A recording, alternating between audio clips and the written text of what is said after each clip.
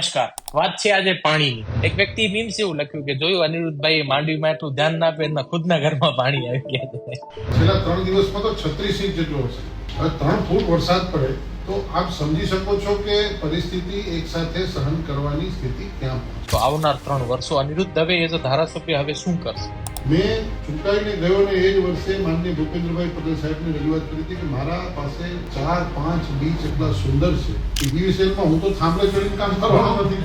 આજે લાઇટો છે એને અંડરગ્રાઉન્ડ કરાવવા માટે પણ મંજૂરી લાગી. 500 રૂપિયા મોલ દીધો, સવારે ખેતરમાંથી કામ કરેલા આચી જાય તો રાવળપુર બીચના ડેવલપમેન્ટ માટે 5 કરોડ રૂપિયા જેવી મહત્વ રકમ કરી છે અને ટૂંક સમયમાં એ પણ કામ પૂર્ણ થઈ જશે.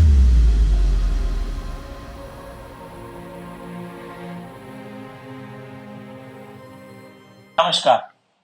વાત છે આજે પાણીની. ઈ પાણીની કે જે આપણો શરીર હોય, ઈ શહેર હોય કે બધી જગ્યાએ આપણી દુનિયા હોય. દુનિયામાં પણ જેમ તમને ખબર છે કે પાણી કેટલી વધારે માત્રામાં છે. પણ આ પાણી જ્યારે પોતાની હદથી અથવા એને વિસ્તારમાં જ્યારે વધી જાય છે તો જે હોનારતો ઊભી કરે છે ઈ એક એવી હોનારતના પ્રશ્ન સાથે આજે હું આવ્યો છું અને ઈ શહેરની વાત કરીશ એવા કચ્છના આપણા દરિયાઈ વિસ્તાર માંડવીની. માંડવી આમ તો પોતાની દાબેલી છે, લોકો છે, રહેણી કહેણી છે, એ બધા માટે પ્રખ્યાત છે. પણ આ માંડવીમાં આ વર્ષે જે 25 થી 28 કે 29 ઓગસ્ટના જે એણે જોયું એ બાબતે આજે સમગ્ર શહેર પાણી જળમગ્ન બન્યું હતું. અને એમાં એ પાણી જળમગ્નની અંદર ઘણા લોકોને પ્રશ્નો હતા, ગુસ્સો હતો, જેની પોતાના ઘરવખરીઓ પાણીની અંદર આજે ડૂબી ગઈ હતી. એવા લોકોના મનમાં ઘણા પ્રશ્નો હતા. ટૂંક સમયમાં અવરકચ્છે પોતાના પેજ ઉપર એક એવો પ્રશ્ન મૂક્યો હતો કે ઈ પ્રશ્ન તમે ડાયરેક્ટ આપણા ધારાસભ્યશ્રીને કઈ પૂછવા લાયક હોય તો પૂછી શકો. એ જ પ્રશ્નને લઈને આજે અવરકચ્છ આવ્યું છે એ વ્યક્તિ પાસે કે જે વ્યક્તિએ આજે પોતાના લોકોના અને પોતાના મતથી જે લોકો એક વ્યક્તિને એક પદ ઉપર બેસાડ્યો છે, ધારાસભ્યના પદ ઉપર બેસાડ્યો છે, એવા માંડવી અને મુન્દ્રા શહેરના ધારાસભ્ય શ્રી એવા અનિરુદ્ધભાઈ દવેની ઓફિસે આજે અવરકચ્છ પહોંચ્યું છે અને તમારા પ્રશ્નોનો જવાબ લેવા માટે આજે અવરકચ્છ અહીંયા આવ્યું છે. તો સૌપ્રથમ અનિરુદ્ધભાઈ, ખૂબ આભાર કે તમે આ સમય આપ્યો અમને અને લોકોના પ્રશ્નોને અમે તમને ડાયરેક્ટલી પૂછી શકીએ એના માટે તમારો એક ખૂબ ખૂબ આભાર. હવે વાત કરીએ સૌથી પહેલા કે આ જે માંડવીમાં બનાવ બન્યો, પાણીનો ને જે પ્રશ્ન થયા એના વિશે તમારું શું કહેવું છે? કારણ કે આ પાણીની અંદર તમારા ખુદના ઘરમાં પણ પાણીનો ઘૂસી આવ્યા હતા. સૌપ્રથમ તો અવરકચ્છને હું આવકારું છું એટલા માટે કે તમે એક પહેલ કરી અને પ્રશ્ન લોકો વચ્ચે પૂછ્યા. જનપ્રતિનિધિ તરીકે મારે લોકોની વચ્ચે જ રહેવાનું હોય અને લોકોની જે કંઈ પણ સમસ્યાઓ છે એને નિરાકરણ માટેના મારા પ્રમાણિક પ્રયાસો હું કરતો રહેતો હોઉં છું અને કર્યા રહ્યા છે. જે પ્રશ્નના ભાગરૂપે જળ હોનારત, જે વરસાદી ત્રાસદી જે માહોલ ઉત્પન્ન થયો એના સંદર્ભે તમે આજે સોશિયલ મીડિયાનો જમાનો છે એટલે તમે તમારા પેજ ઉપર આ વિષય મૂક્યો અને લોકોએ પણ તમને કેટલાક પ્રશ્નો પૂછ્યા છે. તમે મને એ પ્રશ્ન પૂછશો તો એના જે કંઈ પણ જવાબો છે તો એ જવાબો હું આપવાનું પણ છું. કારણ કે જે જળ હોનારત જે પ્રકારે સમગ્ર દરિયાઈ પટ્ટામાં, ખાલી કોઈ માંડવી કે મુન્દ્રા માંડવી વિધાનસભાનો વિષય નથી, આ કુદરતી પ્રકોપ થયો. આપ જાણો છો કે આ જે આસના વાવાઝોડું એ આસના વાવાઝોડા તરીકે નિર્મિત પણ બહુ છેલ્લે થયું છે. નહીંતર અગાઉથી એની જ્યારે પણ ડીપ ડિપ્રેશન ઉત્પન્ન થાય ત્યારથી આજે વિજ્ઞાનની પદ્ધતિ પ્રમાણે આપના ધ્યાનમાં આવી જાય કે ભાઈ આ ડીપ ડિપ્રેશન ઊભું થઈ રહ્યું છે અને એ વાવાઝોડામાં પરિવર્તિત થાય એટલે એની આગોતરી આ વાવાઝોડાની આગાહી થતી હોય છે, જેનો અનુભવ આપણે બિપોરજોયમાં પણ કર્યો. અને બિપોરજોયની અંદર વ્યવસ્થા તંત્ર સાથે સરકારી તંત્રો, લોકો અને સાથે લઈને આપણા જ આ વિસ્તારની અંદર ક્યાંય કોઈ ઓલી જાનહાની નથી થઈ અને આપણે સલામત રીતે ખસી ગયા હતા. પરંતુ આ આસના જે છે એ વાવાઝોડાની દ્રષ્ટિએ જે પરિવર્તિત થયું એ લાસ્ટ મોમેન્ટ ઉપર એના ડિપ્રેશનને થયું અને કચ્છ ઉપર સ્થિર રહ્યું. આમ જનરલી એક વિજ્ઞાનનો એવો નિયમ હોય છે કે સમુદ્ર ઉપરથી ડીપ ડિપ્રેશન ઉત્પન્ન થાય અને જમીન માર્ગ તરફ એ આગળ વધતું હોય છે. જ્યારે આ આસનામાં એવું બન્યું છે કે એ રાજસ્થાનના રણ વિભાગ જમીન માર્ગથી ઉત્પન્ન થયું અને એ ગુજરાત તરફ અને કચ્છ તરફ ફંટાવ્યામાં કચ્છ ઉપર સ્થિર રહ્યું અને પછી આગળ વધ્યું છે. એને કારણે આપણને આ જળનો પ્રકોપ આપણને સહન કરવો પડે. ખેર એ કુદરતી હોનારત છે. કુદરતી હોનારતની અંદર પણ જે કન્સિસ્ટન્સી રહી, જે સ્થિર રહ્યું અને એની સતત વરસાદનો માહોલ રહ્યો, એને કારણે નીચાણવાળા વિસ્તારોમાં પાણી ભરાયા છે. માંડવી શહેરની અનેક ગામડાઓમાં હવે તો આ બધું થાળે પડી ગયું છે, જળજીવન થાળે પડી ગયું છે. લોકો પૂર્વવત રીતે પોતાના કામમાં, પોતાના જીવનની અંદર પૂર્વવત થઈ ગયા છે. પરંતુ હું પણ ગામડાઓમાં મારા પ્રવાસો મારા શરૂ થઈ ગયેલા છે, તો જ્યાં જ્યાં જાઉં છું ત્યાં ગામડાઓની અંદર પણ લોકોનું કહેવું એમ છે કે અમે અમારા જીવનની અંદર આટલું પાણી નથી જોયું. એ ગામડાઓની વાત છે. તો કહેવાનો ભાવ છે કે આ માત્ર પ્રશ્ન માંડવીનો જ નથી કે મુન્દ્રાનો જ નથી, શહેરનો જ નથી. આ સમગ્ર દરિયાઈ પટ્ટાની અંદર જે જલભરાવ થયો એને કારણે આ પ્રશ્ન ઉપસ્થિત થયો અને એ પ્રશ્નના નિરાકરણ માટે તંત્રએ જબરજસ્ત કામગીરી કરી. વરસાદી માહોલમાં હું પોતે પણ લોકોની વચ્ચે હતો, આપ જોઈ શકો છો. અને એ તારીખવાર એ વખતના આજે સોશિયલ મીડિયા એક એવો પ્લેટફોર્મ છે કે જે પ્લેટફોર્મની અંદર હંમેશા માહિતી મુકાતી હોય છે, રહેતી હોય છે. તો આપ મારા સોશિયલ મીડિયાના પાછળની તારીખોના જે જોશો તો હું લોકોની વચ્ચે રહ્યો છું, પાણીની વચ્ચે રહ્યો છું અને સમસ્યાના સમાધાન માટેના પ્રમાણિક પ્રયાસો કર્યા છે. ગત વર્ષે જે પ્રયાસ કર્યો એમાં જે બાબાવાડી વિસ્તાર જે કહેવાય છે, તો ત્યાં એક કૂવો બનાવી અને આસપાસની શેરીઓમાંથી પાણીને પાઇપના માધ્યમથી કૂવામાં નાખી અને એ પાઇપમાંથી પાણી રખાલની અંદર, સમુદ્રની અંદર છોડવામાં આવી રહ્યું. જો એ વ્યવસ્થા ન કરેલી હોત તો એ વ્યવસ્થા ન હોત તો પાણીની સ્થિતિ એનાથી પણ વધારે હોય, આવું મારું માનવું છે. એટલે કહેવાનો મતલબ છે કે જ્યારે જરૂર પડી ત્યારે તંત્ર એલર્ટ થયું. પછી જિલ્લાનું વહીવટી તંત્ર હતું, સરકારી વહીવટી તંત્ર હતું, એનડીઆરએફ, એસડીઆરએફ, મિલિટરી અને અમારા ભારતીય જનતા પાર્ટીના સૌ કાર્યકર્તાઓ સાથે મળીને આ ત્રાસદીની સામે લોકોની વચ્ચે રહ્યા. જેમ તમે અત્યારે વાત કરી કે એ સમય ઉપર રેસ્ક્યુના પણ કામ થયા, એનડીઆરએફની ટીમો આવી, આર્મી પણ આવી હતી અને ઘણા એવા અલગ અલગ તંત્રોના દ્વારા આ વસ્તુ યોજવામાં આવી હતી. જ્યારે આ વસ્તુનું એઝ અ સોશિયલ મીડિયા અમે લોકો અમારા પાસે ડિટેલ્સ આવતી હતી ત્યારે કલેક્ટર શ્રી તરફથી ને એમના તરફથી વિડીયો પણ જાહેર કરવામાં આવ્યા હતા અને ઘણું થયું. તો એઝ અ ધારાસભ્ય તમારા પાસે હવામાન વિભાગની આ જે માહિતીઓ આવી ત્યારે તમારા પાસે એક્શન માટે કોઈ ઉપરથી કંઈ આપણે કહી શકીએ કે કંઈ કહેવામાં આવ્યું હતું કે તમે આ વસ્તુ ધ્યાન રાખજો અથવા તો એના બાબતે? હું પણ સોશિયલ મીડિયાની અંદર જોતો રહેતો હોઉં છું. આ હવામાન ખાતાની આગાહીના સંદર્ભમાં કલેક્ટર, વહીવટી તંત્રએ પોતે સોશિયલ મીડિયામાં મૂકેલું હતું. એમ મેં પણ મારા સોશિયલ મીડિયાની જૂની પોસ્ટ આપ જોઈ શકો છો. એમાં કંટ્રોલ રૂમના નંબર સાથે મારો વ્યક્તિગત સંપર્ક પણ કરવો એવા ઉલ્લેખ સાથે તે વખતની પોસ્ટ છે. એટલે મેં પણ લોકોને સલામત સ્થળે ખસી જવા અને આ અપીલ કરેલી. અમારા સાંસદ શ્રી વિનોદભાઈએ પણ તે વખતે પોતે પણ સોશિયલ મીડિયાની અંદર પોતાની પણ વિષય મૂકીને એમણે પણ એક સચેત કર્યા હતા લોકોને કે આ જે દબાણ છે એ દબાણ હવે ડિપ્રેશન છે એ વાવાઝોડામાં પરિવર્તિત થયું. આ એટલા માટે અંતઘડીએ આ પરિવર્તિત થયું કારણ કે એના જે માપદંડ, મેં જે આપને પહેલા એ કહ્યું કે માપદંડ છે, જ્યાં સુધી એ માપદંડ ન જળવાતા હોય ત્યાં સુધી એને વાવાઝોડું તરીકે ડિક્લેર કરી શકાતું નથી કે એના ઓલા કરી શકાતું નથી. જ્યારે એના માપદંડ થયા અને વિજ્ઞાન શાખાએ, હવામાન ખાતાએ આની વાતની જાહેર કરી એટલે તરત જ કલેક્ટર શ્રી કચ્છે, સાંસદ શ્રી અને મેં તમામ લોકોએ પોતાના મીડિયા પ્લેટફોર્મથી આ જાણ કરેલી હતી કે આપણે સૌ કોઈએ સાવચેત રહેવું પડશે અને એને કારણે લોકોએ પોતે સાવચેતી પણ રાખી છે. એક પણ જાણવાની નથી. એક પ્રશ્ન આ રેસ્ક્યુના ટાઈમ ઉપર એ પણ સામે આવ્યો કે આટલે બધા રેસ્ક્યુ થયા, એ આર્મી આવી, એનડીઆરએફ ને લોકોને બહાર કાઢવામાં આવતા હતા ત્યારે પર્ટિક્યુલરલી જે આપણે સાયક્લોન એકેડેમિક જે આપણે કહી શકીએ ને કે કરોડોના ખર્ચે એક સાયક્લોન એપિડેમિક સેન્ટર બનાવવામાં આવ્યા છે, તો એનો ઉપયોગ કેમ ના કરવામાં આવ્યો? ખરેખર એની જરૂરત ન લાગી કે શું કારણો હતા એની પાછળ? આપણે માંડવીની ટોપોગ્રાફીની ખ્યાલ હશે કે સાયક્લોન એફેક્ટેડ સેન્ટર ગુજરાતની માનનીય ભૂપેન્દ્રભાઈ પટેલ સાહેબની સરકારે સાયક્લોન એફેક્ટેડ સેન્ટર આ દરિયા કિનારા ઉપર બનાવ્યા છે. એક કાકડા પાસે છે અને એક મસ્કા પાસે છે. જ્યારે બિપોરજોય વાવાઝોડું આવ્યું હતું એ વખતે માસ શિફ્ટિંગ હતું. માસ શિફ્ટિંગની અંદર ગામડાઓ ખાલી કરેલા હતા, છતાં મોરવા ગામ ખાલી કર્યું હતું, નાના લાજાના માછીમારોને ખાલી કરેલા.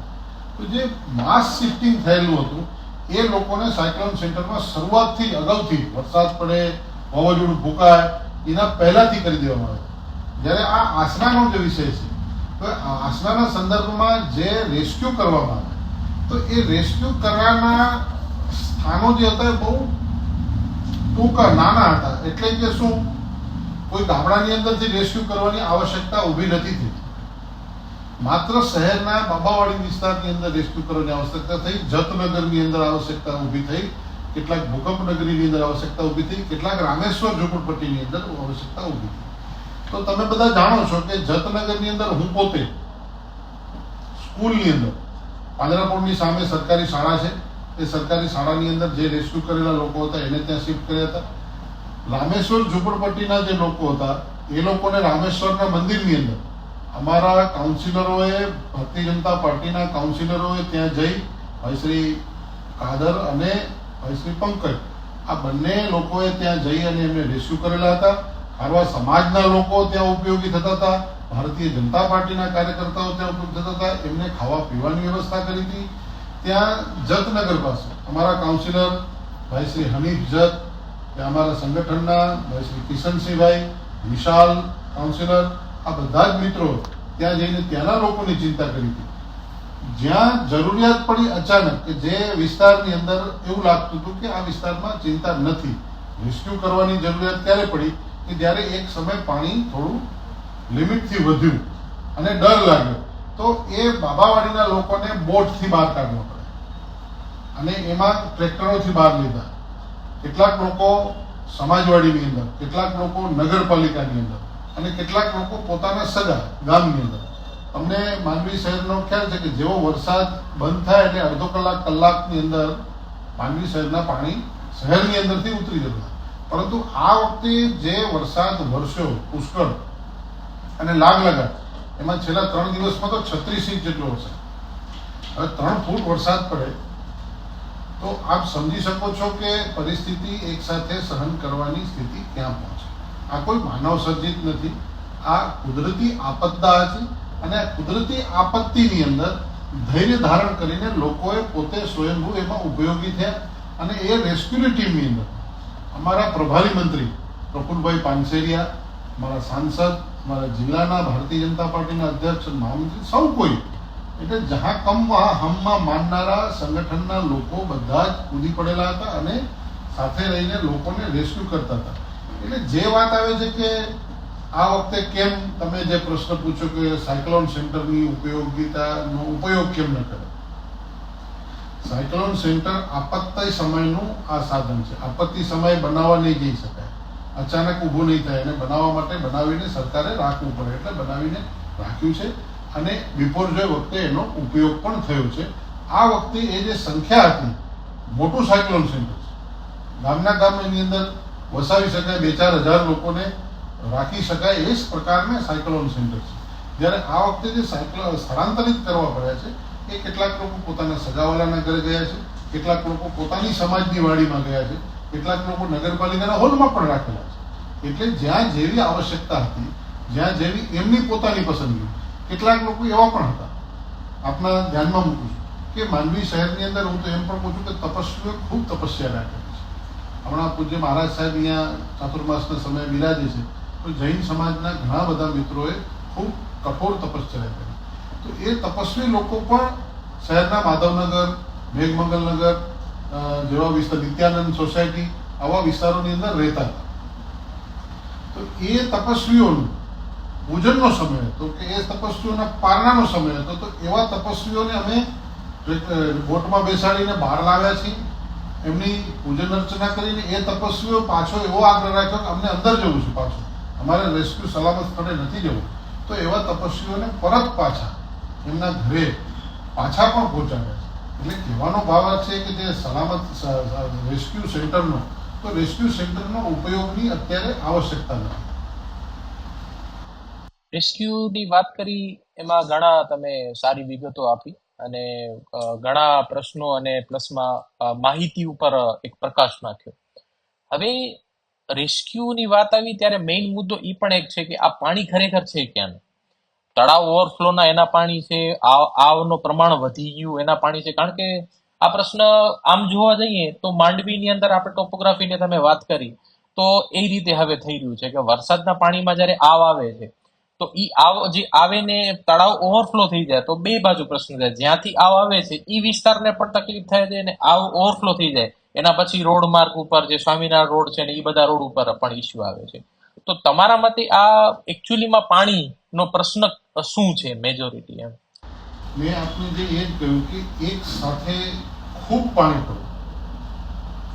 આપણા કચ્છની વરસાદની પેટર્ન પણ હવે ચેન્જ થઈ ગઈ છે, જે ક્લાઇમેટ ચેન્જના સંદર્ભમાં થઈ રહ્યું છે. તો મારે તમારે અને આપના માધ્યમથી દર્શક મિત્રોને અથવા તો કચ્છના સૌ અથવા તો માંડવી પ્રત્યે જેને આ સમસ્યાની જાણવા માટેની અથવા તો એના હલ માટેની સકારાત્મકતાની વાત છે, તો એને સૌને હું આહ્વાન કરું છું કે આપણે આ સમસ્યા જે છે એને સમજવાની આવશ્યકતા. આ કોઈ આક્ષેપો પ્રતિ આક્ષેપો એનો વિષય નથી. આ વિષય છે કુદરતી આપત્તિની સામે સૌ સાથે મળીને કેમ એનું નિરાકરણ કરી શકીએ એનો વિષય. તો જે આ પાણી તમે જે કહો છો કે જે પાણી આવ્યું તો એક સાથે વરસાદનું ભરો. આમ જુઓ તો વરસાદ તો છે, જે તળાવ છે એ તો લગભગ 1-1.5 મહિના પહેલા જુલાઈ મહિનાના ત્રીજા અઠવાડિયાની અંદર, મને એક્ઝેક્ટ તારીખ યાદ નથી, પરંતુ જુલાઈ મહિનાના ત્રીજા અઠવાડિયાની અંદર આસપાસ તળાવ તો ભરાઈ ગયું હતું, ઓગણાઈ ગયું હતું. એટલે વરસાદ આ વખતે અષાઢી બીજથી ખૂબ સારો કચ્છ ઉપર પડી રહ્યો છે. અને મેં જે કહ્યું કે અગાઉ આપણા પૂર્વજો કચ્છ છોડીને ગયા એનું કારણ માત્ર એક જ હતું કે કચ્છની અંદર 3 વર્ષે 1 વર્ષ વરસાદ પડે અને 2 વર્ષ દુકાળ પડતો હતો. આજીવિકાના સાધનોને કારણે એમને જવું પડતું. હવે ધીમે ધીમે ક્લાઇમેટ ચેન્જ થયો. ધરતીકંપ થયા પછી માનનીય નરેન્દ્રભાઈ મોદી સાહેબનું જ્યારે શાસન આવ્યું ત્યાર પછી સતત કચ્છની અંદર વરસાદ વરસતો રહ્યો છે. હવે આ વરસાદની અંદર થોડો વધારો થઈ રહ્યો છે. પહેલા 15-20 ઇંચ વરસાદ પડતો હતો તો આપણે બધા ખુશ થઈ જતા, રાજી થઈ જતા. હવે વરસાદની માત્રા વધી છે. તમે ફીચર્સ ફેક્ટ્સ જે કાગળ ઉપર છે અને પશ્ચાત ગુના છે એ તમે લઈ શકશો તો તમે જોશો તો સરેરાશ વરસાદ માંડવીનો 30-35 ઇંચથી વધારે સરેરાશ પડશે. ક્યારેક 100 ઇંચ પણ પડ્યો છે. આ વખતનો સિઝનનો વરસાદ પણ 67 ઇંચની આસપાસ લગભગ પહોંચી ગયો છે. તો કહેવાનો ભાવ છે કે આખી પેટર્ન બદલી રહી છે અને જ્યારે પેટર્ન બદલતી હોય ત્યારે મારે તમારે પણ એ વરસાદને સંયોગિક કાળે બદલાવવું પડશે. આમ જુઓ તો આ ક્લાઇમેટ ચેન્જ આખામાં અત્યારે યાગી વાવાઝોડાને કારણે ચીનમાં, થાઈલેન્ડમાં, ફિલિપિન્સમાં દરેક જગ્યાએ આપત્તિ છે. આપણા ભારત વર્ષની અંદર પણ આપણે જોયું કે કેરળની અંદર પુષ્કળ વરસાદ પડ્યો તો, હિમાચલની અંદર, હિમાલયના શિખરોની અંદર પણ ભૂસ્ખલનના વિષયો બને છે, વરસાદ વરસી રહ્યો છે.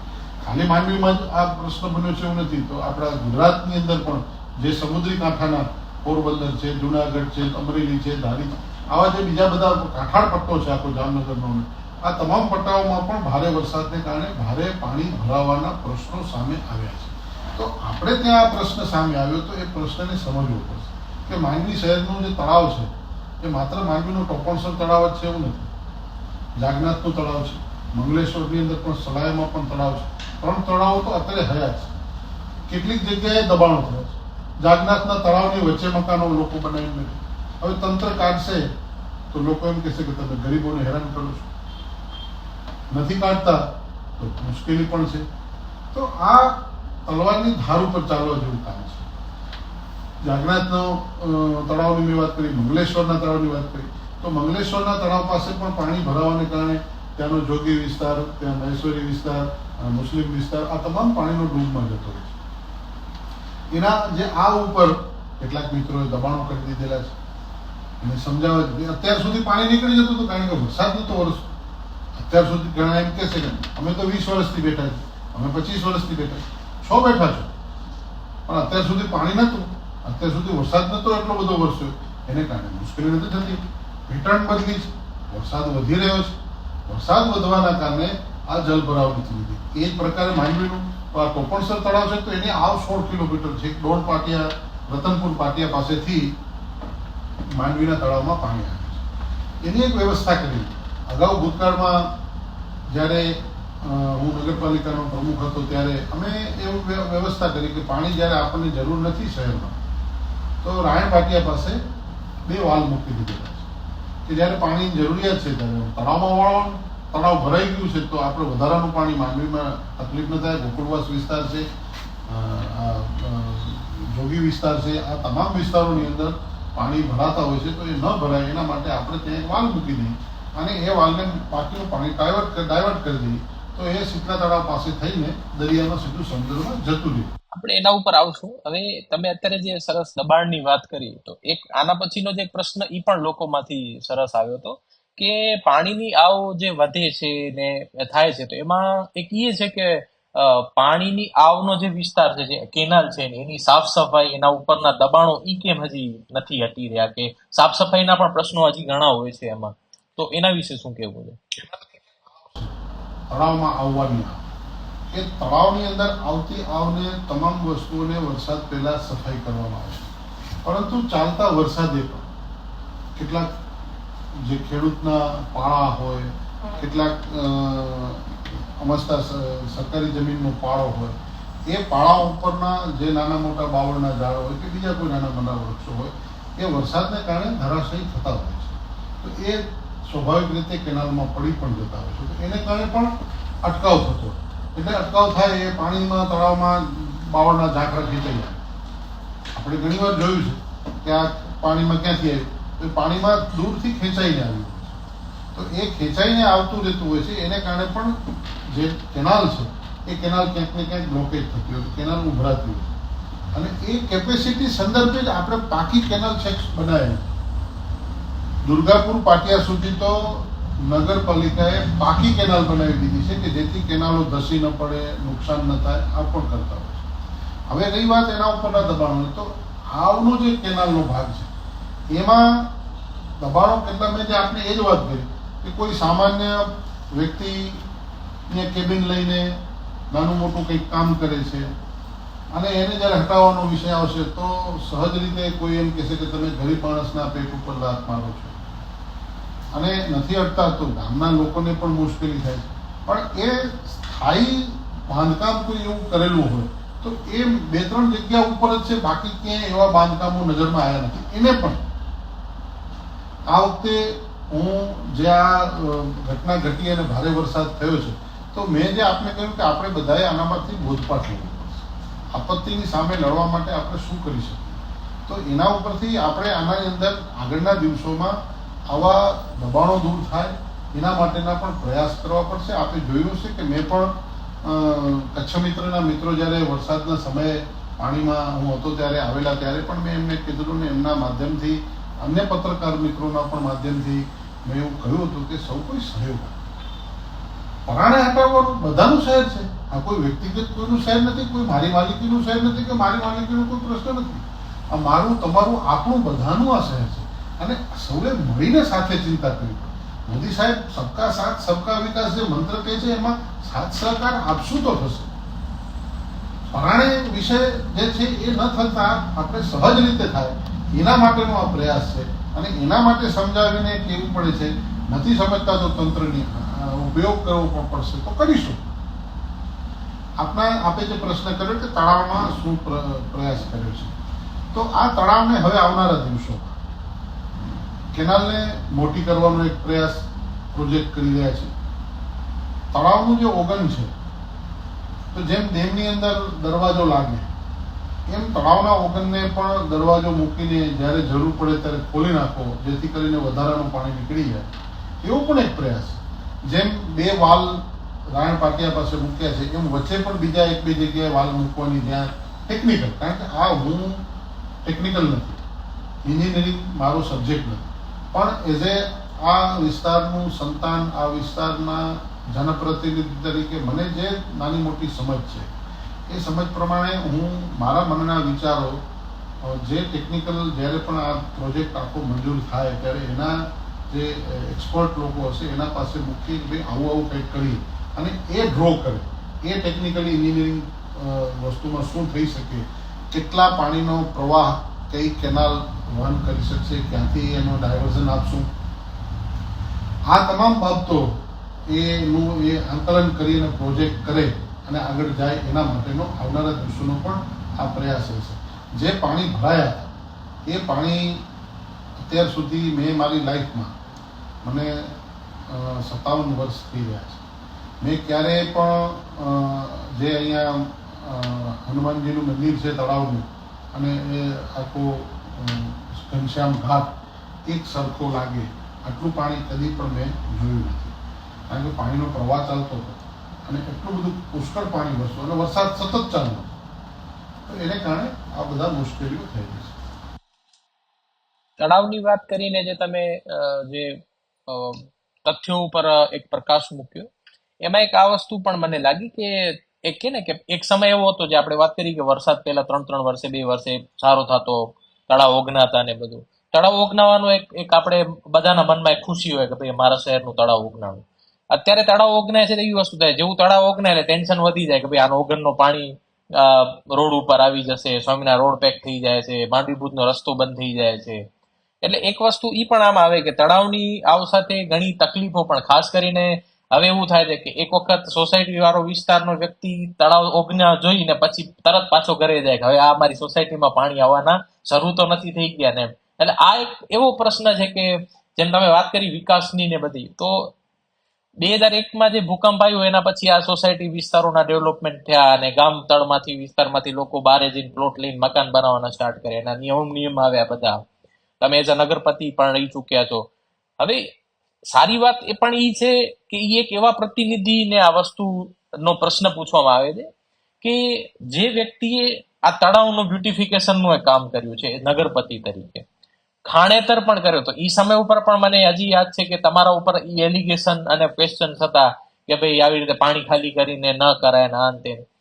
તો હવે આ મુદ્દો એક આપણે કહી શકીએ ને કે તમારા માટે મને એવું છે કે થોડું પર્સનલ પણ હોઈ શકે છે કે નહીં એમ આ વસ્તુ? એટલે પ્રશ્ન છે કે જો સંવેદના કે વ્યક્તિગત ન લે તો હું પણ બહાર ન નીકળું, હું પણ બેઠો રહું, પણ હું બહાર નીકળું છું, લોકોની વચ્ચે ગયો છું, ઘરે ગયો છું, પાણી કે ગયો છું, પૂછવા ગયો છું, કાઢવા માટે ગયો છું, બોટમાં ગયો છું, પાણીમાં ગયો છું, ટ્રેક્ટરમાં ગયો છું. તો તમે જે કહ્યું આ પ્રશ્ન તળાવનું બ્યુટિફિકેશન કરવાનું કામ પણ મારા ભાગ્યે જ હતું અને એને મેં લગભગ 1.5-2 મીટર જેટલું નીચું ઉતાર્યું. કારણ શું? પાણી આવનારા દિવસોમાં જો નહીં હોય તો એ આપણને બધા માટે આપત્તિ છે. આવનારા દિવસો માટે પાણી કે છે એ પ્રમાણે કે ભાઈ ત્રીજા વિશ્વયુદ્ધ કદાચ થાય તો પાણી માટે થાય, તો એ પાણીને બચાવવું આપણે બધાના માટે આવશ્યક છે. એટલા માટે કે પાણી ખારા થઈ ગયા છે, ખેડૂતોને પણ મુશ્કેલીઓ થઈ ગઈ છે, પીવાના પાણીઓની આપણે પણ પીવાનું પાણી ક્યાંયથી લાવ્યું છે. તો જે આ તળાવ છે એ તળાવમાં તમે જે કહ્યું કે આપણું આ તળાવ નહીં, ગામે ગામમાં આપણી ગુજરાતની સંસ્કૃતિ છે કે તળાવ ભરાય એટલે ગામે ગામના લોકો એક લોક ઉત્સવ કરીને તળાવને વધાવવા જાય. ભૂતકાળમાં આપણું ગામ ધરતીકંપ પહેલા મોટા મોટી 2001 પહેલા મોટી ગામ એ કોટ વિસ્તારની અંદર રહેતું. વધારે પડતું ડેવલપમેન્ટ જો થયું હોય તો એ ધરતીકંપ પછી લોકો કોટની બહાર નીકળ્યા છે. તો ત્યારે શું હતું કે બહાર ખેતરો જતા, તળાવનું પાણી કદાચ વધી જતું હતું, કદાચ હતું તો એ ખેતરોમાં સમાઈ જતું હતું, પાણી શોષાઈ જતું હતું. હવે એ બહારનો જે વિસ્તાર, જે ખેતરો, જે વાડીઓ છે કે જે જમીનો છે, એ બધી જમીનો, ખેતરો, વાડીઓ બધા બિન ખેતીમાં રૂપાંતરિત થઈ અને લોકો પોતાના મકાનો બનાવવા માંડ્યા છે. તો એ બનાવે સ્વાભાવિકપણે છે, પરંતુ એ બનાવવા સંદર્ભે પણ થોડી કાળજી આપણે લેવી જોઈએ. એટલા માટે કહું છું કે આપણે એ વિસ્તારનો થોડો ધ્યાનમાં રાખીને પ્લિન્થ જે ઊંચી લેવી જોઈએ મકાન બનાવતી, તો એ પણ થોડું આપણે સૌએ ધ્યાન રાખવું જોઈએ કે આપણા મકાનની પ્લિન્થ આપણે એ પ્રકારે લઈએ કે જેથી ભવિષ્યની અંદર ક્યાંય પણ પાણી ભરાવાનું કંઈ પણ વિસ્તારમાં સમસ્યા આવે તો એ સમસ્યાથી બચી શકીએ. રોડ કરતાં આપણું આંગણું ઊંચું હોવું જોઈએ, આંગણા કરતાં આપણું ઘર ઊંચું હોવું જોઈએ, જે વાસ્તુનો નિયમ છે. આપણી સનાતન સંસ્કૃતિ જે આપણને વાસ્તુમાં બતાવે છે એ વિજ્ઞાન જ છે, અને એ વિજ્ઞાન આજ એન્જિનિયરિંગ રીતે, સિવિલ એન્જિનિયરિંગ રીતે પણ સૌ કોઈ કહી રહ્યા છે કે ભાઈ પ્લિન્થને, મકાનને, ફળિયાને ઊંચું લો. તો આ એક વિજ્ઞાન હોવાના કારણે અને આ એક સંસ્કૃતિ હોવાના કારણે આપણે બાંધકામ વખતે રોડથી મકાનો ઊંચા લેવા પડે. બીજું, જેટલા પ્લોટ થયા બધા જ સિમેન્ટ કોન્ક્રીટ બનતું જાય છે. પાણીને ઉતરવાની જગ્યાઓ ઓછી થવા માંડી. એટલા માટે નગરપાલિકાને આ વ્યવસ્થા કરવી પડી કે વધારાનું એક્સેસ પાણી છે એને ઉલેચીને ફેંકી દેવામાં આવે. એટલે તમે જે કહો છો કે જે પાણી ભરાય છે, તળાવ ભરાયું હતું, મેજ બ્યુટિફિકેશનના મને જ લાભ મળેલો હતો, તો એ તળાવ ભરાવાથી લોકોમાં ચિંતા થાય છે. હું સહજ આપની વાતને સમજી શકું છું કે સહજ લોકોના મનમાં ભય લાગે કે હવે તળાવ ભરાઈ ગયું, હવે વળી પાણી ભરાશે, તો સહજ સાચી વાત છે. આ વસ્તુમાં જરાક વચ્ચે એ કહીશ કે એક સમય ઉપર જે બ્યુટિફિકેશન માટે જે વ્યક્તિને તમને સારા અનુભવો, સારા લોકો તરફથી પ્રતિસાદ મળ્યો હતો, એ જ પ્રશ્નને લઈને અત્યારે કદાચ તમારા ઉપર પ્રશ્ન આવે તો તમને પર્સનલી કેવું ફીલ થાય? સહજ રીતે આપણે ચાલવાનું છે. તુલ્ય નિંદા સ્તુતિર્મૌન. કોઈ નિંદા કરે, કોઈ સ્તુતિ કરે એટલે કે પ્રશંસા કરે, એનાથી હું પર રહું છું. પ્રશંસાથી પર રહું છું અને નિંદાથી પર રહું છું. એનાથી કોઈ કારણ નથી આવતું, પણ સહજ કામ કરવાની જે ધગસ છે, કામ કરવાની જે ઈચ્છા છે, જે જવાબદારી મળી છે અને લોકોએ આટલા બધા આશીર્વાદ આપ્યા. માનનીય નરેન્દ્રભાઈ મોદી સાહેબના નેતૃત્વને જોઈને અભૂતપૂર્વ આશીર્વાદ માંડવીની વિધાનસભા મત વિસ્તારની જનતાએ મને આપ્યા છે. તો એમાં ખરો ઉતરવા માટેના મારા પ્રમાણિક રીતે પ્રયાસો કરી રહ્યો છું કે જ્યાં જ્યાં મુશ્કેલી ઉત્પન્ન થતી હોય ત્યાં એનું સમસ્યાનું સમાધાન કેમ કરી શકીએ એના માટેનો મારો પ્રયાસ રહેતો હોય છે.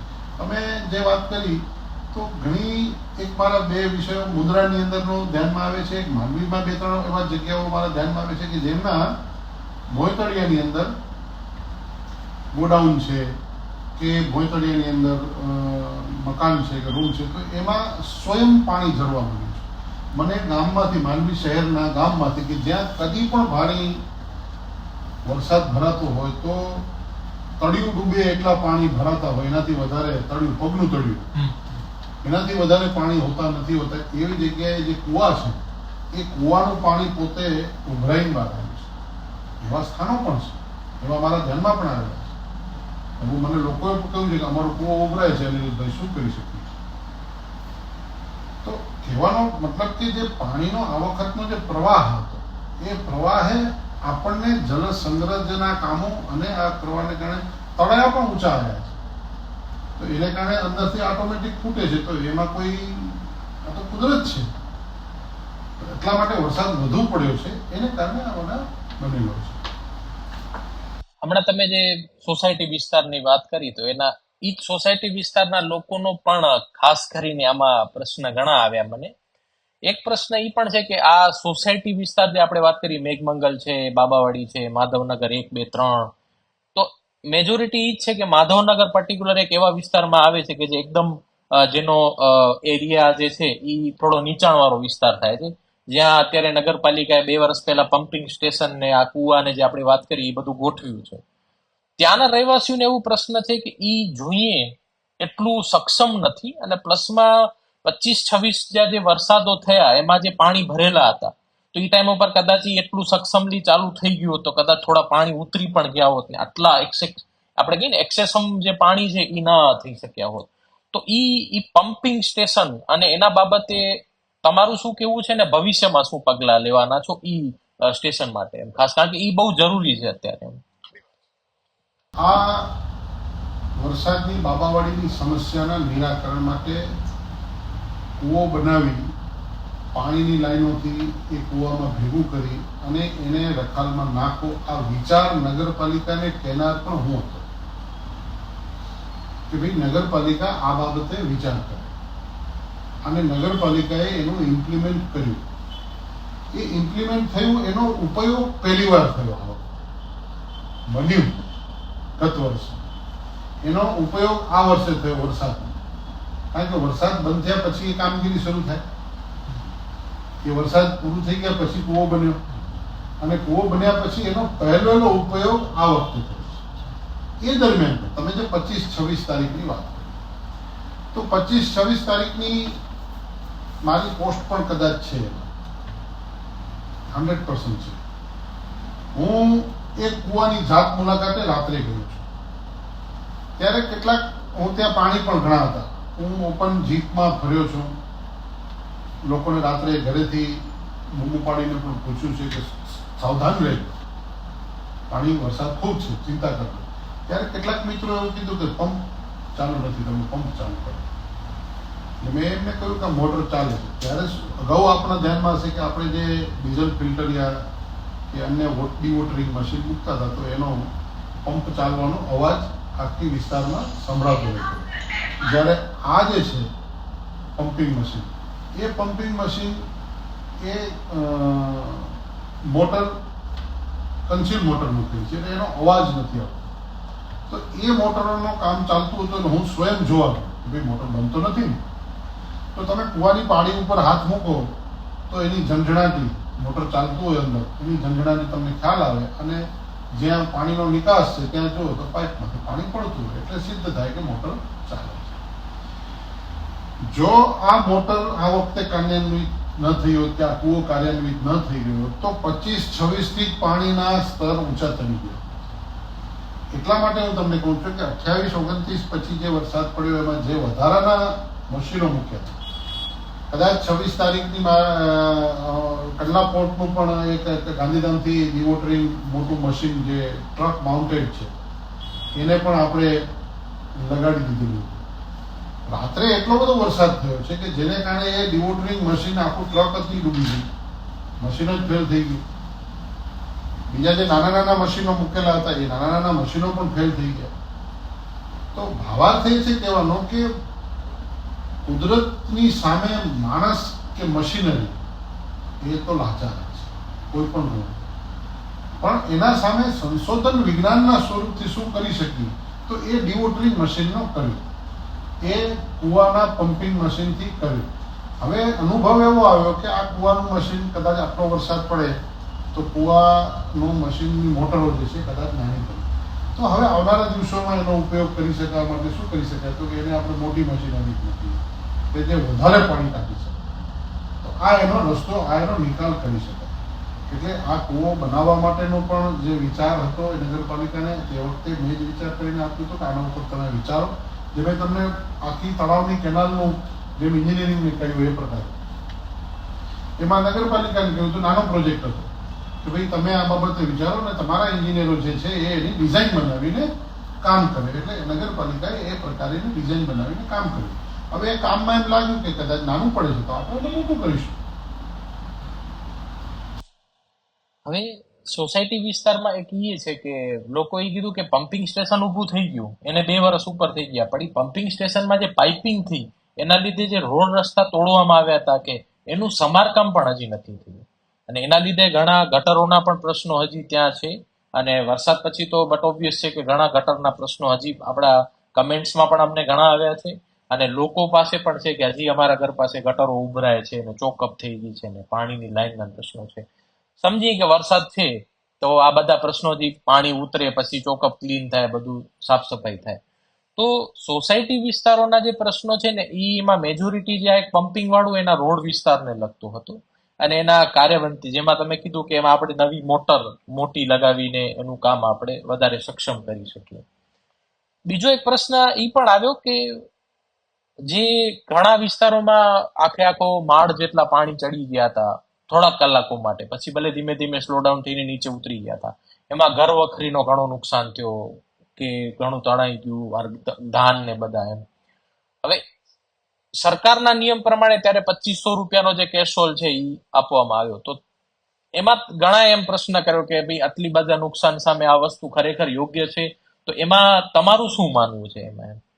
મેં તમને કીધું કે આપણો આ વરસાદ માત્ર કાંઈ માંડવી શહેરની બાબાવાડી ઉપર જ નથી પડતો, આ વરસાદ સમગ્ર કાંઠાળ પટ્ટી ગુજરાતના ઉપર પડે છે. અને એ ગુજરાતની આખી કાંઠાળ પટ્ટીમાં ઠેક ઠેકાણે આ જલભરાવની પરિસ્થિતિઓ થઈ છે અને ગામડાઓમાં પણ આ ઘણી પરિસ્થિતિઓ છે. પરંતુ ગામડાઓની અંદર હજી પણ જે ખુલ્લી જમીનો હોવાને કારણે એ ક્રમશઃ થોડું સમય લઈ જાય, પાણી બધા નીકળી ગયા.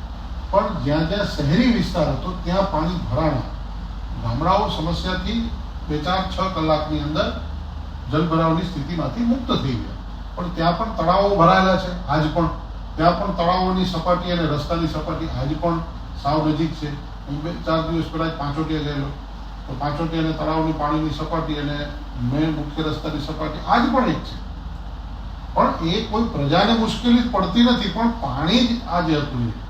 પછી તમે જે વિષય કીધો, વાત કરી, તો એમાં જે પહેલા માળે સુધી એ 1-2 જગ્યાઓ જેવા હતા કે જ્યાં એવું લાગે કે આમાં, કારણ મેં આપને એ જ કહ્યું કે એક તો બેઠા જે જગ્યા ઉપર મકાન બનાવ્યું, તો એ મકાન બનાવવાની જગ્યા ઉપર નીચાણ હતું, તો ત્યાં મકાન આપણે બનાવવું હોય તો ઊંચું બનાવવું જોઈએ, પ્લીથ ઊંચી લેવી જોઈએ, પછી કરવું જોઈએ, જે મેં આપને વાત કરી.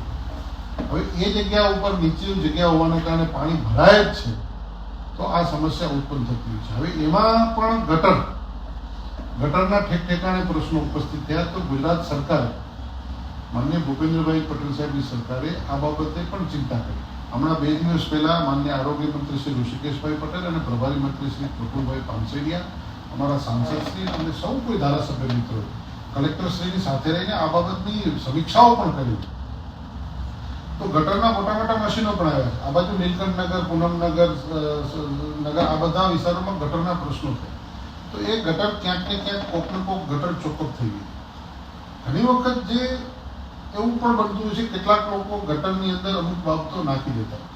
દાખલા તરીકે કોઈ પાનની પડીકી છે, એ પડીકીને નાખે છે, એને એમ થાય છે કે અહીંથી નીકળી ગઈ, પણ એ પ્લાસ્ટિક, એ પાનની પડીકી આગળ જતા મોટું ચોટકનું રૂપ ધારણ કરતું હોય છે. તો આવા અન્ય પણ બીજા કેટલાય બાબતો કે જે સમજ શક્તિ સમજીને આમાં ન નાખવું જોઈએ. હું તો એઠવાડ સુધન કહું છું કે જે એઠવાડ હોય છે એ ગટરમાં જાય, એની જગ્યાએ એને જો ગાળી નાખવામાં આવે, માત્ર પાણીનો ભાગ જાય, તો ઘન જેટલા પદાર્થો ગટરમાં જતા બચે એટલા બચાવવાની જરૂરી છે.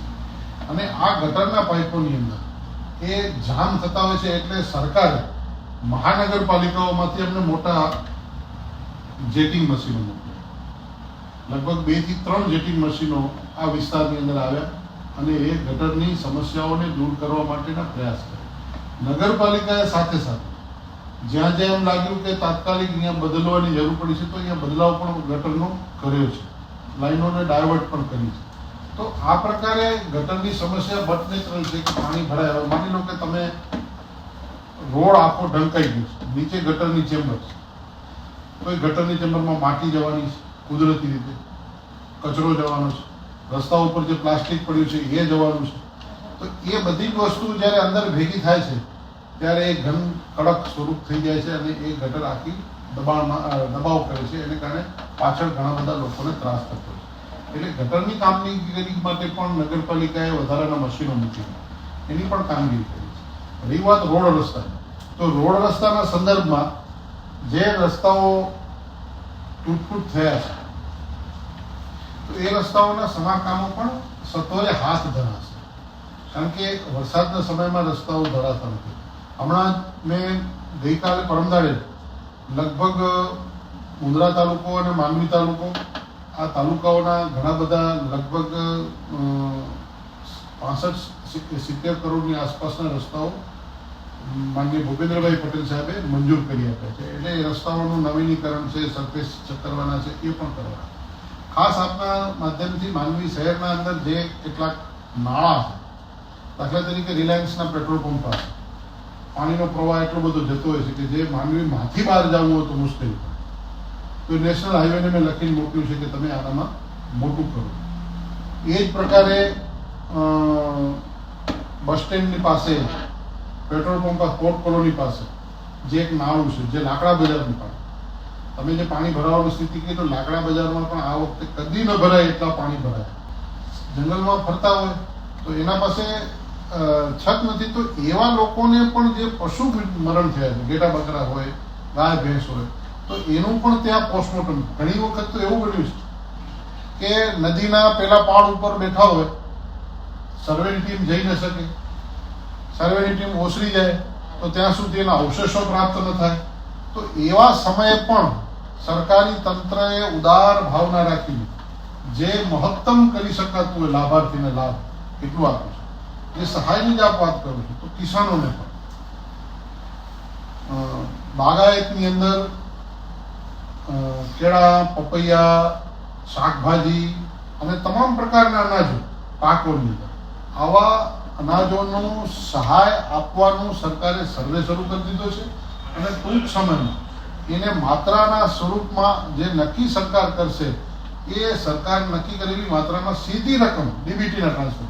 ભૂતકાળની અંદર કેવા હતું કે જે હાથે આપતા હતા અને એના વચ્ચે કોઈ કટકી કરી જાય ને એવું બધું, એની જગ્યાએ નરેન્દ્રભાઈ મોદી સાહેબે ડાયરેક્ટ બેનિફિટ ટ્રાન્સફર ડીબીટીનું સિસ્ટમ કરી છે. એને કારણે સીધા પૈસા સહાયના રકમ લોકોના ખાતામાં જાય છે.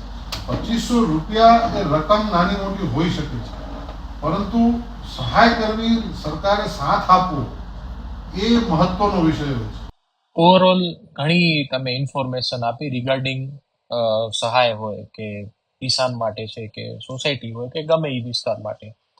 રોડ રસ્તા વિશે પણ વાત કરી તમે એક બે વખત જે બોલ્યા કે અમુક આઈડિયા મેં આપ્યો હતો, ફોર એક્ઝામ્પલ કે નગરપાલિકાને હોય કે બ્યુટિફિકેશનમાં કામમાં પણ આઈડિયા તમારો હતો.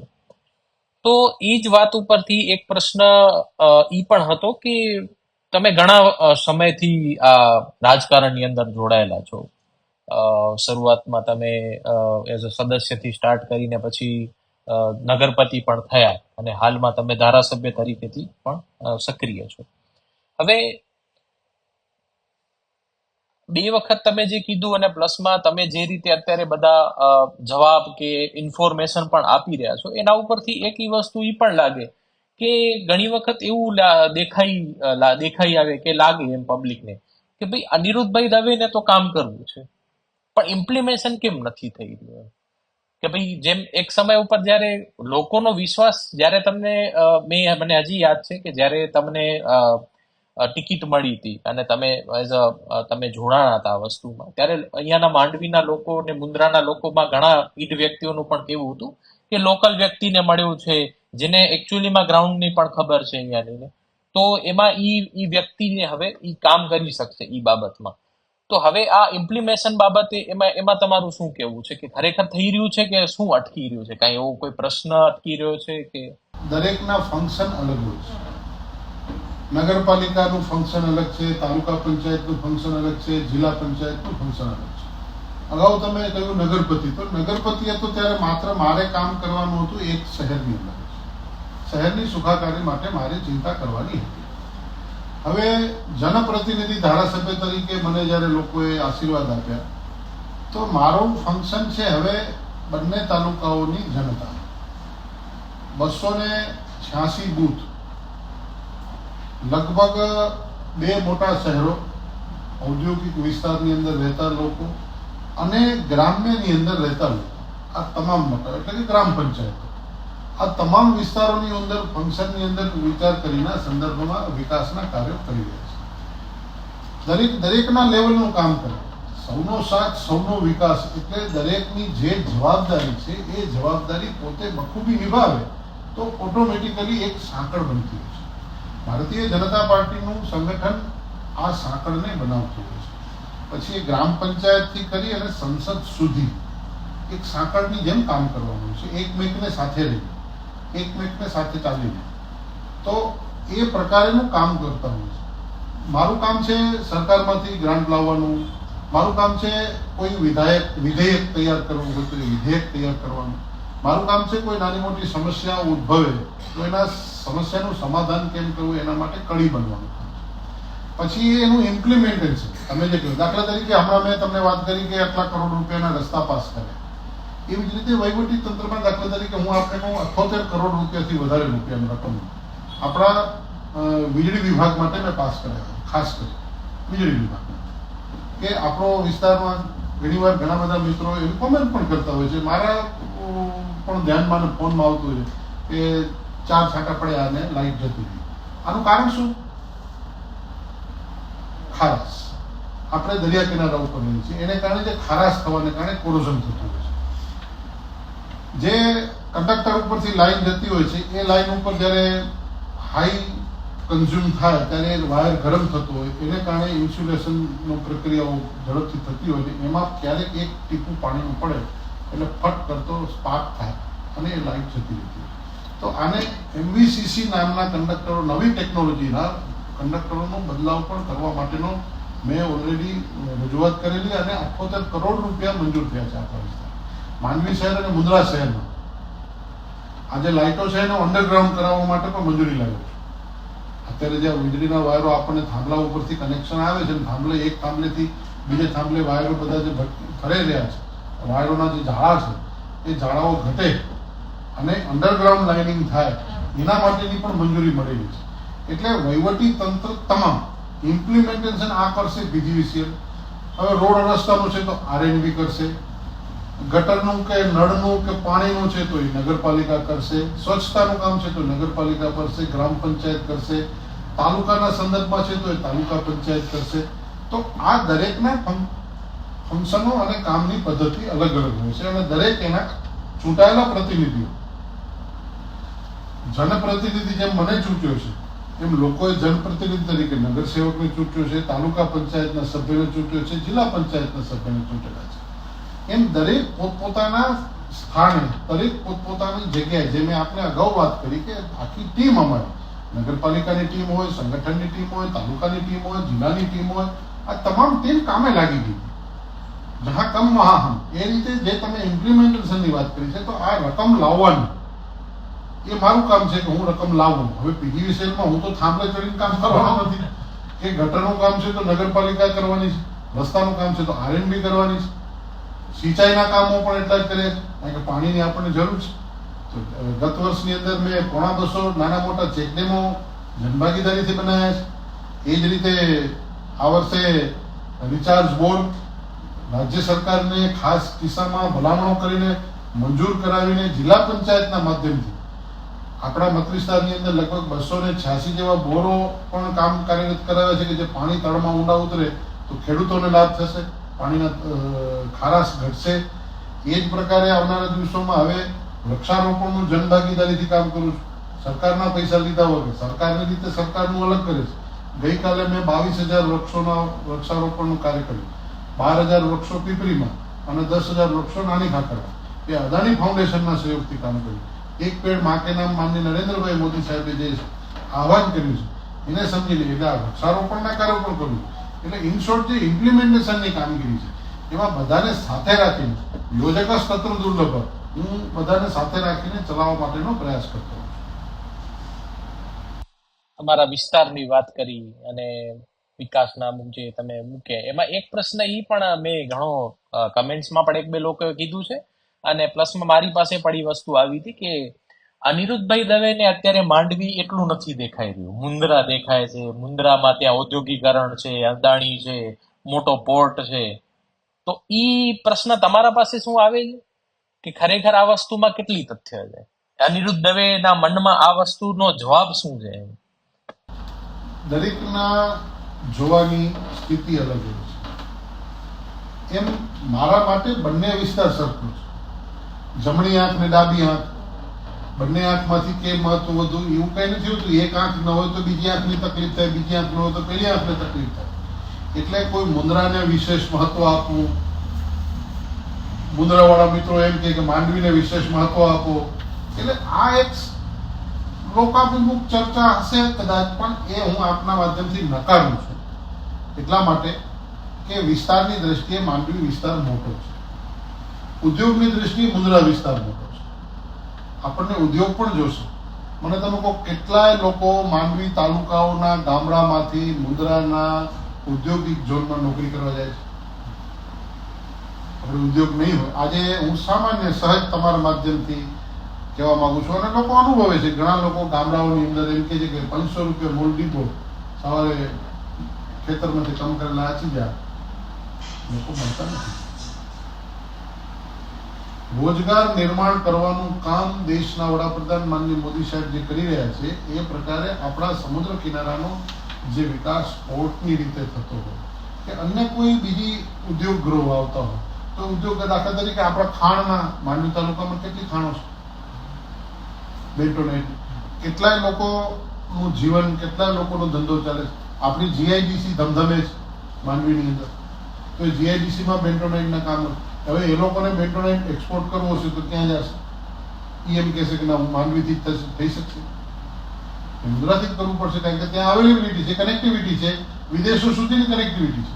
તો એ પ્રકારનો ભાવ છે કે જે ભાવથી બંને સાથે માંડવી વિધાનસભા ક્ષેત્રની અંદર આવતું મુન્દ્રા હોય એ પણ આપણું છે, માંડવી પણ આપણું છે. એટલે કોઈ ક્ષેત્રવાદ, આ તમે જે વાત કરો છો એવા લોકોના મનના પ્રશ્નો કદાચ હશે તો એ જે ભાષાવાદ, પ્રાંતવાદ, ક્ષેત્રવાદ એ પ્રકારનો આ પ્રશ્ન છે.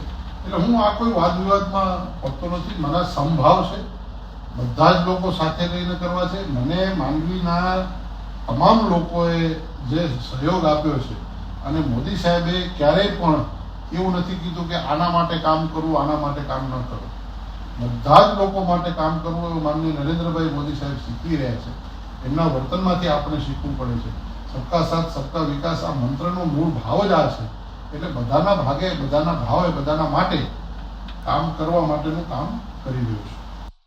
એક વચ્ચે એક આપણે કહીએ ને હમણાં એક સોશિયલ મીડિયાનો એક પોઈન્ટ છે ને, મીમ્સ બધા બનાવે, હસવું આવે એમ. એક વ્યક્તિ મીમ્સ એવું લખ્યું કે જોયું અનિરુદ્ધભાઈ માંડવીમાં એટલું ધ્યાન ના આપે એના ખુદના ઘરમાં પાણી આવી ગયા છે. એટલે મતલબ ટૂંકમાં એક તમે જે જવાબ આપ્યો એના ઉપરથી એ પણ ક્લિયર થાય છે કે ના એવું નથી કે કોઈ, કારણ કે ઓબ્વિયસ વસ્તુ છે એટલા મોટા વિસ્તારમાં કામ કરતા હોય એટલે ઘણી વખત એવું દેખાઈ આવે પણ ખરેખર એવું હોતું નથી. હું એ મીમ્સને સકારાત્મક લઉં છું કે હું પોતાને મારી જાતને સમજી શકું છું કે હું બધાના સાથે સૌના સરખો બીજા તકલીફમાં છે તો હું એવું નથી કે ધારાસભ્યના ઘરે પાણી ના આવે, આવું કોઈ એવું હોતું નથી. જે સહજ સમસ્યા છે તો બધા માટે. એક છેલ્લો આપણે પ્રશ્ન તમને પૂછી, વધારે સમય નથી લેતો, ઓલરેડી તમે ઘણો સમય આપ્યો છે અમને. તમે પણ એક આ વસ્તુમાં જોડાયેલા છો, પણ છેલ્લો એક પ્રશ્ન એ પણ હશે કે હવે ઓલમોસ્ટ 2 વર્ષ જેવા તમારા ધારાસભ્ય થયા પછી સમય થઈ ગયો છે, 3 વર્ષ જેવું હજી સમયકાળ તમારા માટે હજી ધારાસભ્ય તરીકેનો છે. તો દરિયા કિનારો છે આપણો માંડવીનો, પછી આપણા બાયપાસ રોડ ચાલુ છે અત્યારે જેનું કામ હજી થોડું ધીમે ધીમે પ્રગતિ થઈ રહી છે, મુન્દ્રાના રસ્તાઓ છે કે મુન્દ્રાના અમુક વસ્તુના પ્રશ્નો છે જૂના, કારણ કે મુન્દ્રાને હાલમાં જ નગરપાલિકા જે મળી છે. તો આવનાર 3 વર્ષોમાં લોકો શું જોશે? વિકાસ કહી શકો કે પ્રશ્નોના નિરાકરણ કે નવી કોઈ એવી વસ્તુ, જેમ અત્યારે થોડા સમય પહેલા આસારનો બીચ છે કે આપણે રાવલપીરનો બીચ છે એના ડેવલપમેન્ટ ત્યાં થયું, માંડવીના બીચ એક સમય ઉપર બ્લુ બીચ તરીકેની ડિક્લેરેશન મતલબ એક ચર્ચાઓ હતી, થઈ, મોદી સાહેબ પણ ત્યાં આવી ચૂક્યા છે. તો એના વિશે તમે શું પ્રકાશ પાડશો? આવનાર 3 વર્ષો અનિરુદ્ધ દવે એઝ અ ધારાસભ્ય હવે શું કરશે? આપના માધ્યમથી હું દર્શક મિત્રોને અને સૌને કહેવા માંગુ છું કે ગુજરાતની માનનીય ભૂપેન્દ્રભાઈ પટેલ સાહેબના નેતૃત્વની સરકાર અને નરેન્દ્રભાઈ મોદી સાહેબના ડબલ એન્જિનની સરકાર કચ્છ ઉપર સદૈવ ભાવ રાખીને કામ કરે છે. એમાં માંડવીને લાગુ પડે ત્યાં સુધી જે દરિયા કિનારાનો વિકાસની આપણે વાત કરી તો એક પ્રવાસનની વાત કરી. મુન્દ્રા છે, ઇન્ડસ્ટ્રીયલ ડેવલપમેન્ટ થઈ રહ્યું છે, તો એને ફરવાની જગ્યા જોશે ને, તો આપણે ક્યાં ઓપોર્ચ્યુનિટીઝ છે એ જોવી પડશે, સંભાવનાઓ ક્યાં છે. તો આપણા પાસે અત્યારે પ્રવાસનની પુષ્કળ સંભાવનાઓ છે. તો એના સંદર્ભે મેં ચૂંટાઈને ગયો ને એ જ વર્ષે માનનીય ભૂપેન્દ્રભાઈ પટેલ સાહેબને રજૂઆત કરી હતી કે મારા પાસે 4-5 બીચ એટલા સુંદર છે કે જે બીચોનું જો ડેવલપમેન્ટ કરવામાં આવે તો લોકોને પ્રવાસનની દ્રષ્ટિએ ખૂબ મોટો ફાયદો થાય છે. તો માન્ય ભૂપેન્દ્રભાઈ પટેલ સાહેબે તરત જ રાવળપીર બીચ જે આપણો છે, શાંતિ કૃષ્ણ વર્માની સાહેબ, તો રાવળપીર બીચના ડેવલપમેન્ટ માટે 5 કરોડ રૂપિયા જેવી માત્ર રકમ કરી છે અને ટૂંક સમયમાં એ પણ કામ પૂર્ણ થઈ જશે. રાવળપીર બીચ ઉપર લોકો આવે ત્યારે સાથે સાથે માન્ય મોદી સાહેબે જે વખતે પંડિત શ્યામજી કૃષ્ણ વર્માનું ક્રાંતિ તીર્થ બનાવ્યું છે, તો એ ક્રાંતિ તીર્થમાં પણ માતબર રકમના ખર્ચે અત્યારે નવીનીકરણ થઈ ગયું છે. એ પણ ટૂંક સમયમાં ખુલ્લું મુકાશે. એટલે જે કોઈ પ્રવાસનની વાત છે તો એ પ્રવાસનના અંદર એને લઈ જવામાં આવશે. તો એ બીચનું ડેવલપમેન્ટ છે. ત્યાર પછી બીચ છે આસાર માતાજીનો બીચ. આસાર માતાજીનો બીચ જે લાજા પાસે છે ત્યાં સેન્ડ ડ્યુન્સ છે. ઘણા બધા સમાજના લોકો આપણી સાંસ્કૃતિક પરંપરાની દ્રષ્ટિએ કોઈ નવરાત્રિની અષ્ટમીએ, કોઈ શરદ પૂર્ણિમાએ, આવા અનેક સમાજો જે છે એ સમાજ ત્યાં જઈને ગોઠી જેને આપણે કુટુંબ મેળાવડો આવું બધા કરતા હોય છે અને ત્યાં આનંદ કરતા હોય છે. એ બીચ ઉપર પણ 5 કરોડ રૂપિયા મંજૂર કરાયા છે. એના પણ આવનારા દિવસોમાં કામ થશે. એ કામ શરૂ થાય તે પહેલાં હમણાં મેં આપણે જે રોડ રસ્તાની વાત કરી તો એ રોડ રસ્તામાં એક લિસ્ટમાં છે, પહોંચી લેજો. ભાડાનો આસાર માતાજીનો રસ્તો એ પણ મેં મંજૂર કરાવ્યો છે કે જે આવવા જવા માટે સરળતા રહે. એટલે જે પ્રવાસનનો જે વિષય છે તો એ પ્રવાસનની દ્રષ્ટિએ માંડવી પાસે પૂર્ણ ઉપલબ્ધતાઓ છે. સાથે સાથે માંડવીનું જે પોર્ટ છે તો માંડવીના પોર્ટની અંદર પણ કંઈક કામગીરી કરી શકાય એના માટેના મેં પ્રયાસો કર્યા છે. સર્વસાધારણ નીતિ અને આપણા પાસેની અવેલેબિલિટી. અગાઉ માંડવીની અંદર 82 બંદરના વાવટા ફરક હતા એવું આપણે બધા લોકોએ સાંભળ્યું છે અને વડીલોએ જોયું છે.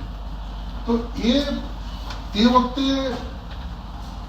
નાના વાણો હતા જે અત્યારે પણ બની રહ્યા છે અને એ માંડવીથી જતા હતા, મુન્દ્રાથી પણ જતા હતા. હવે દુનિયા બદલાવ કર્યો છે, દુનિયા બદલી, મોટા પ્રકારમાં બલ્ક ટ્રાન્સપોર્ટેશન થવા માંડ્યું અને હવે એમાં પાછું કન્ટેનર થવા માંડ્યું. એટલે દુનિયાની જે બદલાવની સ્થિતિ છે એ બદલાવની સ્થિતિમાં અત્યારે માંડવી એમાં આવી શકે એવું નથી. પરંતુ સ્પેસિફાઈડ કંઈક કરવામાં આવે એના માટેનો પ્રયાસ છે કે ભાઈ માની લો કે માત્ર બેન્ટોનાઇટના ઉદ્યોગવાળા આગળ આવે કે પેરિસેબલ આઇટમના મિત્રો કોઈ આગળ આવે. મેં સરહદ ડેરીને પણ ચેરમેન શ્રી વલ્લભજીભાઈ છે તો એમના પણ ધ્યાનમાં મૂક્યું કે ભાઈ ગલ્ફની અંદર તાજા દૂધની ખૂબ માંગ છે. તો એક વિચાર મેં મૂક્યો કે ગલ્ફની અંદર તાજા દૂધની માંગ છે કે અહીંથી દુબઈ જાય તાજું દૂધ કચ્છનું અહીંથી ભરાય માંડવીથી અને એ દુબઈમાં જઈને વેચાય. તો કહેવાનો મતલબ છે કે આવા વિચારો મૂકી શકું છું. બાકી ટેકનિકલ નો આવું મારા મનની અંદર માંડવીના વિસ્તારના વિકાસ માટે જે થઈ શકે, આખા તાલુકાને લાભ મળે એના માટે માની લો કે પેરિસેબલ આઇટમ તો દૂધ છે તો માલધારીઓને લાભ મળશે. શાકભાજી છે કે પછી એક વખત દૂધ શરૂ થાય તો શાકભાજી, ફળફળાદી કે અન્ય કોઈ વસ્તુ તો કિસાનોને લાભ થાય. આવનારા દિવસોમાં માની લો કે મિલેટ્સ છે, માનનીય મોદી સાહેબે આખા વિશ્વને મિલેટ્સ તરફ વાળ્યા છે અને લોકો મિલેટ્સ ખાવા માંગ્યા છે. તો આપણો જે આ વિસ્તાર છે એ ઘઉં બાજરો, જુવાર, રતડ, ચણા, મગ આવા બધા જે મિલેટ્સ છે એ બધા પકાવતો વિસ્તાર છે. તો એ વિસ્તારના લોકોને અહીંથી માંડવીના કાંઠેથી એટલે સમુદ્ર કિનારેથી સમુદ્ર મારફત ખાસ પેરિસેબલ આઇટમ માટે માંડવીમાંથી બોટમાં કે નાના વાણમાં કે કોઈ એવા સાધનમાં દરિયા કિનારેથી જઈ અને દરિયા માર્ગેથી સમુદ્ર માર્ગે જઈ શકાય. સાગરમાલાના પ્રોજેક્ટની અંદર સમાવવા માટે પણ મેં ઉલ્લેખ કર્યો છે. પણ આ બધા ટેકનિકલ અને ફિઝિબિલિટી છે કે કેમ, લાયબિલિટી છે કે કેમ, કારણ કે આજનો દુનિયા જે જમાનો છે, વિચાર આવ્યો કે ભાઈ દૂધ લઈ જવું છે, વિચાર આવ્યો કે અહીંયાથી આપણે ખારેક મોકલી કે અહીંયાથી આપણે મગ મોકલી કે અડદ મોકલી, જે કંઈ અહીંયાના પાકતા છે એ માંડવીના બંદર ઉપરથી વાણમાં કે કન્ટેનરમાં કે કંઈ જાય. પણ એની વાયબિલિટી છે, એની ફિઝિબિલિટી છે. એકવાર ફિઝિબિલિટી જોવી પડે, ત્યાર પછી વાયબલ છે કે કેમ, કારણ કે પોસાવવું પણ જોઈએ ને. ખેડૂતને એનો પોતાનો પાક કેટલા ભાવમાં મળવો જોઈએ. ઘણા બધા મિત્રો અહીંથી મોકલતા હોય છે મુન્દ્રા માર્ગેથી, તો એ એક્સક્લુઝિવ માંડવીથી જાય, માંડવીના પોર્ટ ઉપરથી, તો ત્યાંનું પોર્ટનું ભારણ ઘટે, અહીંયાના કામ મળી રહે, સ્થાનિકે રોજગાર પણ મળી રહે. તો આવા વિચારો પણ છે કે જે વિચારો મૂર્તિમંત થતા સમય લાગે કદાચ, પણ આવા વિચારો સાથે સબકા ભલા હોય. આમાં કોઈ આનું ભલું થાય અને આનું ભલું ન થાય એવો વિષય નથી. સબકા ભલા હોય, આખા વિસ્તારનું ભલું થાય. અને આપણે એવા સ્થાન ઉપર છીએ કે જે આખા કચ્છને, આખા ગુજરાતને એક સુંદર મજાનો દરિયો પણ આપે છે. જે મોદી સાહેબ આવ્યા છે, જે બીચ છે, રમણીય બીચ છે. તો મારી આપના માધ્યમથી એ પણ વિનંતી, દાખલા તરીકે બીચ ઉપર છે તો દરેક વખતે પ્રશાસન ત્યાં ઊભું નહીં રહી શકે.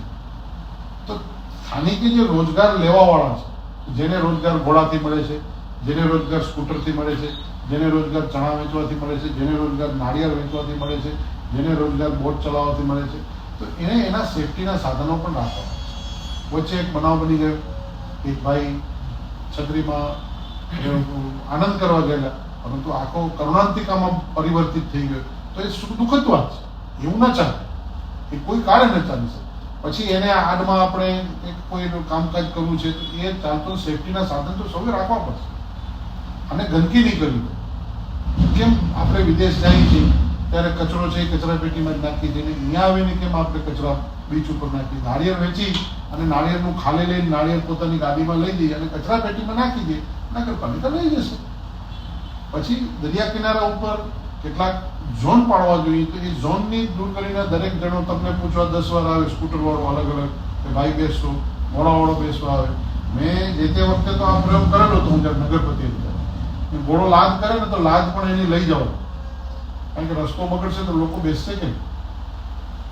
એટલે સાથે સાથે સહયોગ તો જોશે બધાનો, ધંધો કરનારનો પણ સહયોગ જોશે. એટલે પ્રવાસનના દ્રષ્ટિએ ઇન શોર્ટ આવનારા દિવસોમાં પ્રવાસનની દ્રષ્ટિએ માંડવી તાલુકાને, ખેતીની દ્રષ્ટિએ ખેતીના નવા પ્રયોગો, પ્રાકૃતિક ખેતીના સંદર્ભમાં પ્રાકૃતિક વિષયો સાથે ખેડૂતોને પણ લાભ થાય, કિસાનોને લાભ થાય, માલધારીઓને લાભ થાય, અને એ બધાને કારણે માંડવીના વેપારીઓને લાભ થાય. આ બધી આખી ચેઇન જે છે એ પ્રકારે ચાલે, એના માટેનો મારો પ્રયાસ છે. મોસ્ટલી જે પ્રશ્ન આપણા પાસે આવ્યા હતા એ પ્રશ્નો સાથે આજે અમે તમારી સમક્ષ આવ્યા હતા.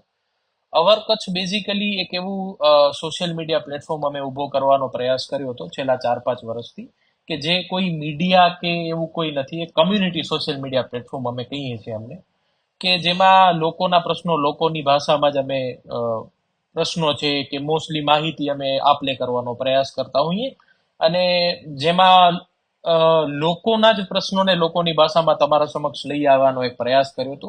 જે બદલ તમે આટલો ટાઈમ આપ્યો, અને ખાસ કરીને બધા પ્રશ્નો ઉપર એક પોતાને અવર કચ્છ બેઝિકલી લોકો, અને ખાસ આ વિડીયો પણ લોકો ઈ જ આ મૂકવાનું કારણ પણ અમારો ઈ જ છે કે આનાથી લોકોને એક માહિતી પણ મળે, કે લોકો એક માહિતીથી વિશેષ થાય.